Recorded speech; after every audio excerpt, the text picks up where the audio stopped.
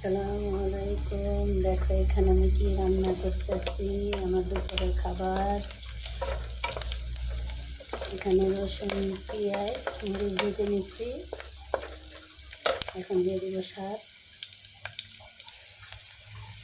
দেখো এখানে দিয়ে দিলাম শাক।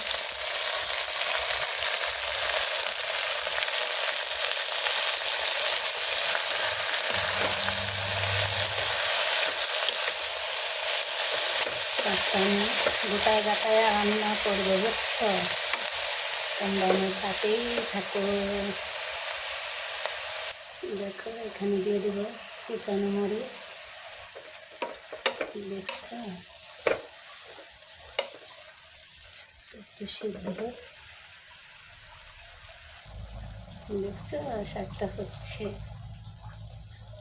সুন্দর লাগতেছে না? দেখো গাইস আমার শাকটা কত সুন্দর হয়েছে, মাশাআল্লাহ।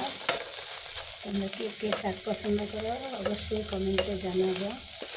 আমার শাকটা কেমন হয়েছে সেটাও তোমরা বলবা। ওকে, বাই বাই।